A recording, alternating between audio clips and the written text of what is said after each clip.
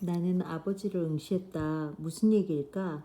아버지는 분명 어제 아침에는 셋째 오빠랑 통화를 했고 저녁 무렵에는 엄마와 통화를 했다.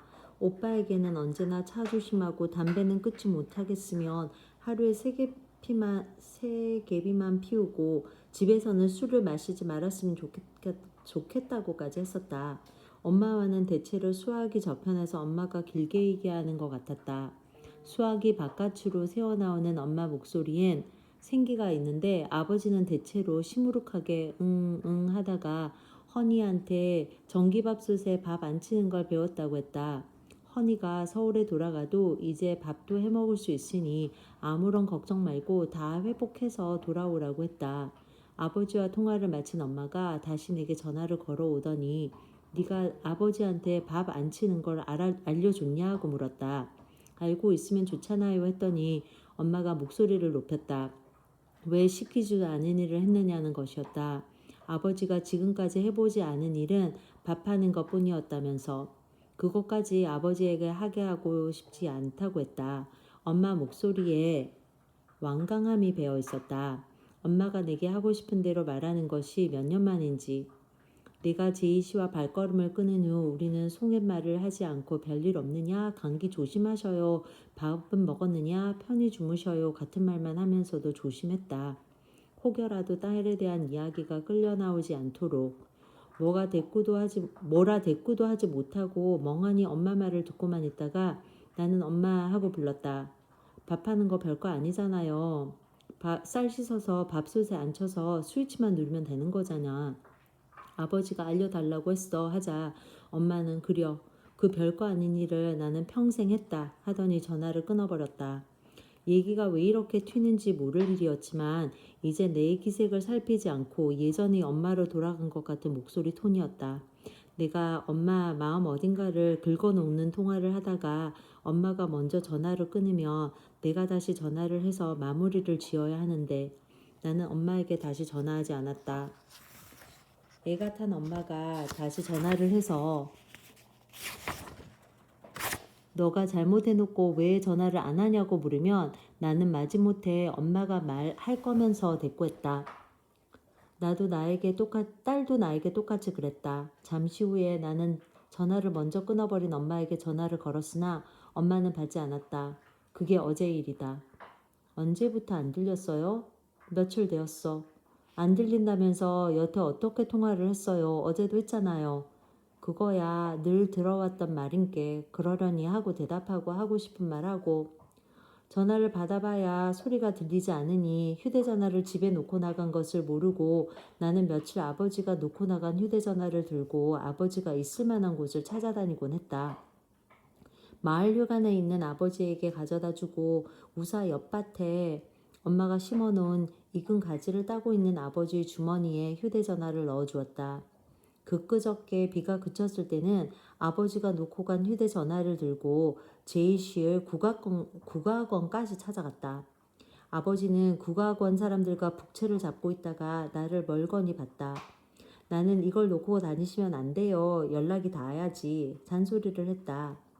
아버지가 입고 있는 셔츠 윗주머니에 휴대전화를 꽂아주고 국악원을 나와 여름 햇살 아래 망연히 앉아있다가 홀로 제이스를 천천히 걸어다녔다.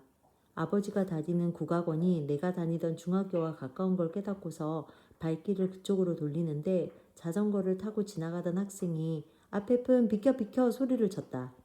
놀란 내가 한쪽으로 비키자 학생은 자전거를 탄 채 뒤돌아보며 미안합니다. 따르릉이 고장나서요 외치고는 페달을 굴려 쌩하니 사라졌다. 나는 학생이 사라진 쪽을 바라보며 한동안 서 있었다. 오래전에 나도 이 고장에서 자전거를 타고 중학교에 다녔다는 생각, 그때가 떠오르자 자연스럽게 무릎에 힘이 들어갔다. 넘어질 때까지 하필 꼭 무릎이 깨졌지.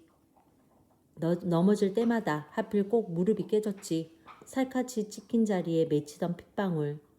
깨진 무릎은 빨리 낫지 않고 염증이 생기곤 했다. 아물어가던 염증의 덮개는 물만 닿으면 다시 떨어져 나가곤 했다. 상처에 연고를 발라주던 아버지 손길도 떠올랐다.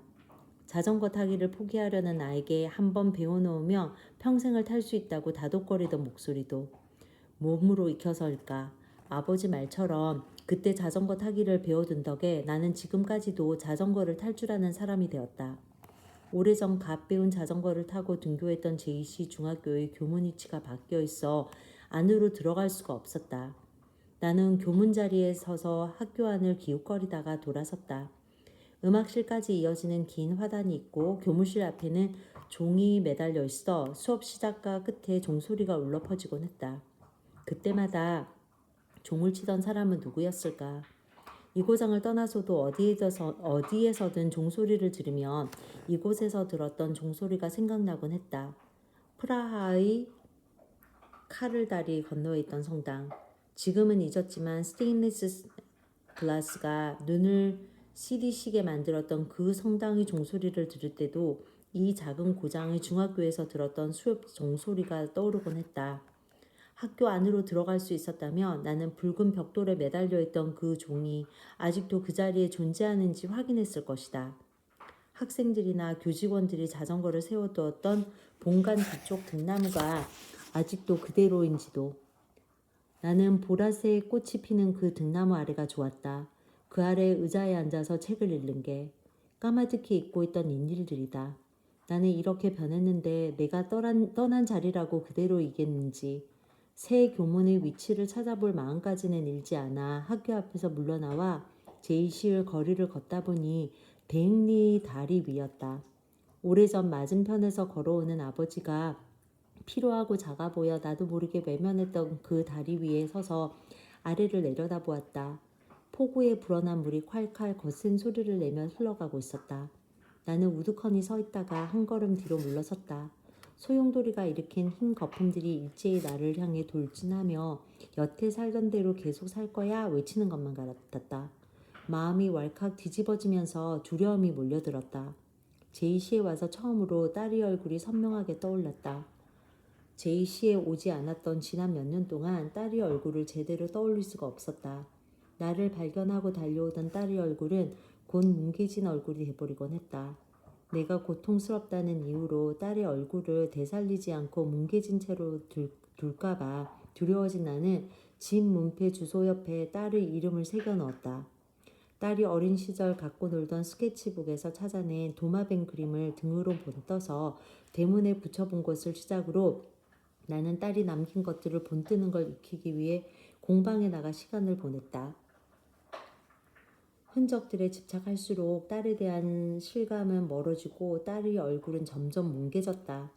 이러다가 내가 딸의 얼굴을 기억조차 못하게 될 것 같은 두려움에 밤에 일어나 노트북을 켜고 딸의 사진들을 불러와 들여다보기도 했다.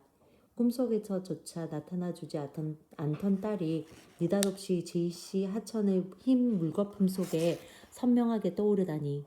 내 딸, 나 제이씨에 왔어. 물거품은 소용돌이 치는데 딸의 얼굴은 선명했다. 흰 물거품 속에서 딸이 몸을 일으켜 엄마 부르는 것 같았는데 사라졌다. 집으로 가려던 나는 아버지가 북을 치고 있는 국악관 쪽으로 다시 걸음을 옮겼다. 내가 먼저 집으로 돌아간 줄 알았는데 국악원 복도에서 나를 발견한 아버지가 허니냐 불렀을 때 얼른 아버지 곁으로 다가가 팔짱을 꼈다. 그게 그그저께적 일이었다.